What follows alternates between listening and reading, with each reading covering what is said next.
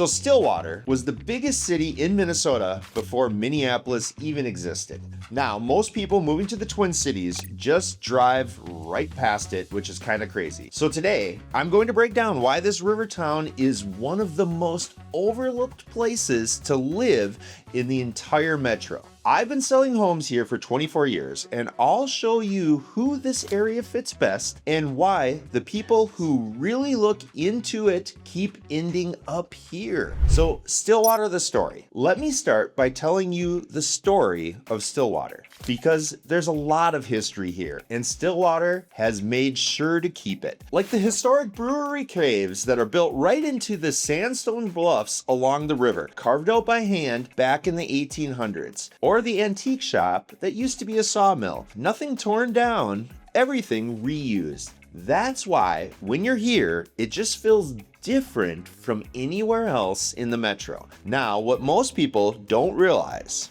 the place is called the birthplace of Minnesota, and that's real. The process to form the state started right here in Stillwater at a convention on Main Street back in the 1840s. The money came from the white pine forests up north. Logs would float down the St. Croix River, and this is where they got cut, processed, and sold. Believe it or not, by the 1850s, this was the biggest city in the state, and the biggest city before Minnesota even became a state.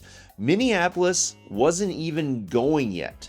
The lumber area ended in the early 1800s when the last logs came through. What's left is what you see today, a downtown full of old brick buildings with that old world charm, and places that used to be mills, warehouses, and shops, and some of them still are shops. Now, when we get into pricing later, you'll see why this market sits in a different category from anything else around the metro. That whole story shapes everything you're about to see next. Well, this is the spot to say, if you're into this kind of place, the character, the river, being so close to the city but still having that small town feel, that's exactly what my team and I help people with every single day. Our link is in the information down below. Do us a favor, hit that subscribe button, smash that like button, because we want to get these videos out to as many people as possible.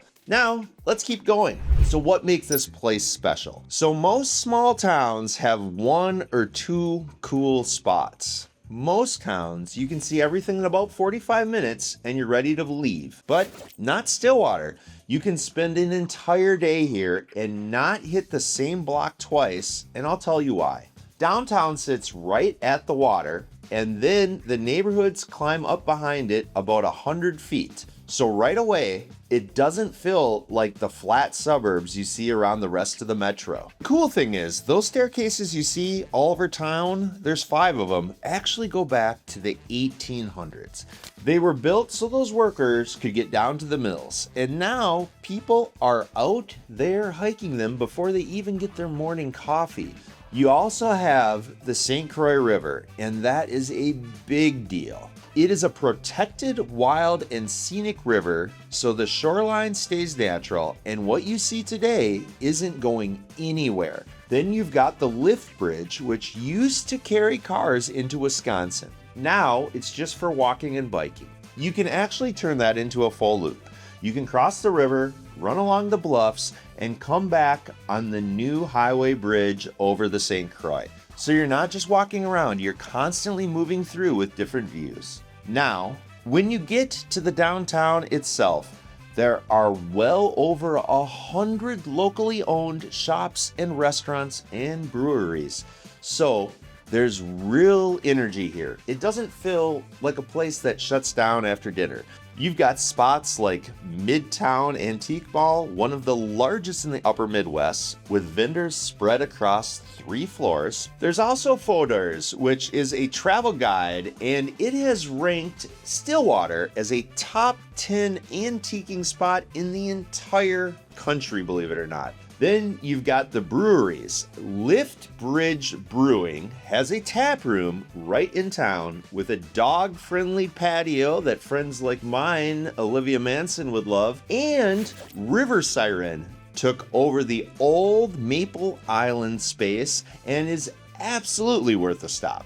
So here's something a lot of people don't even realize. There are sandstone caves carved right into the bluffs that brewers used to use to keep beer cold before there was refrigeration. The caves are part of the Laura Hotel today. Ask about access when you visit. So everything kind of stacks together here. The history, the river, the food, the trails, the boating, one of my favorites. All of it is right on top of each other right here in Stillwater. So you've got Wolf Marine, which is a marina about a mile north of downtown with a couple hundred boat slips. Then Sunnyside Marina sits just south of the new Stillwater Bridge. It's not that new, but it feels really new compared to the lift bridge. It's right by the restaurants and the breweries. So it all connects pretty easily. Now, all of that access ties into something that makes daily life here feel pretty different from the rest of the metro. Outdoor recreation is a super important piece of Stillwater. Most outdoorsy suburbs make you drive to get to the trailhead. You're loading up your bike, finding parking, the whole thing. Around here, you step out of a coffee shop on Main Street and you're on a trail in about 2 minutes. No car, no setup, you're just there. That's everyday life here, and it's something people have a hard time finding in the metro.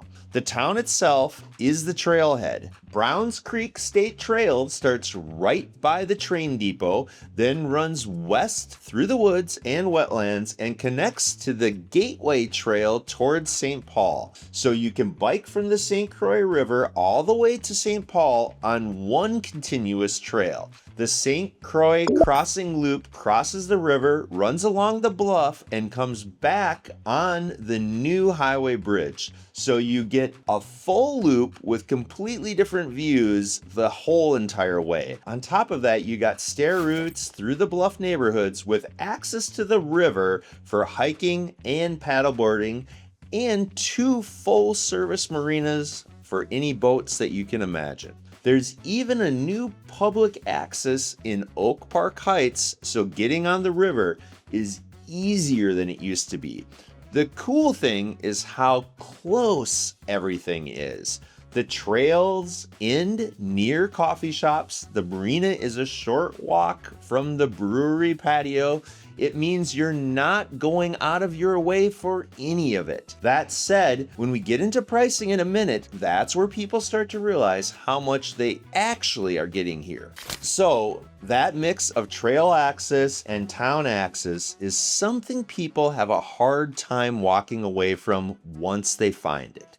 Now, here's something I always tell people up front, because if I don't say it now, you might not find out until you're already in it. The commute is real. All right, here's the thing. I'm not gonna sugarcoat this. If you're on the far east side of the metro here, and if you're heading back towards Minneapolis, you're taking Highway 36. Near downtown, that's still a regular road with stoplights for a stretch. A lot of people don't realize that until they've driven it a few times. In good traffic, getting to downtown Minneapolis is going to take you about 35 to 40 minutes. During rush hour, that time goes up. If you're doing that every day, you've got to think about how that adds up. Now, if you work from home or you're only going in 2 or 3 days a week, it probably feels pretty different. There is a project planned at Lake Elmo Avenue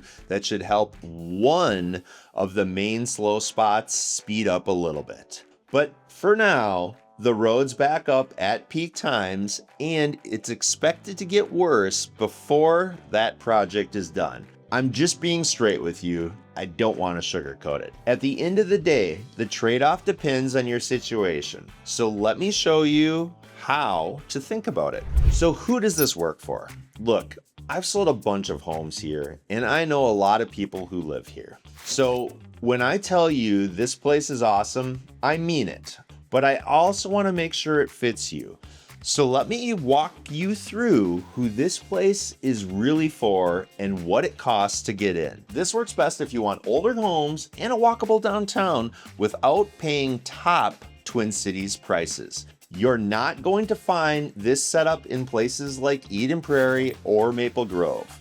Remote and hybrid workers do really well here in Stillwater. That Highway 36 drive we talked about, if you're going in a few days a week, it's not a big deal. What's awesome is your home comes with a river view, and that's a pretty nice trade-off for your commute on Highway 36. If you like being outside, boating, biking, running trails, or kayaking, Stillwater is a great fit. Everything is close together, so it works pretty awesome. Now, if you need to drive to downtown Minneapolis every single day with no flexibility, it's going to feel like quite a bit of a commute. That's just a flat out, straight honest answer. So make sure you think about that before you fall in love with the views and the trails and all of the outdoor activities. Now let's talk price.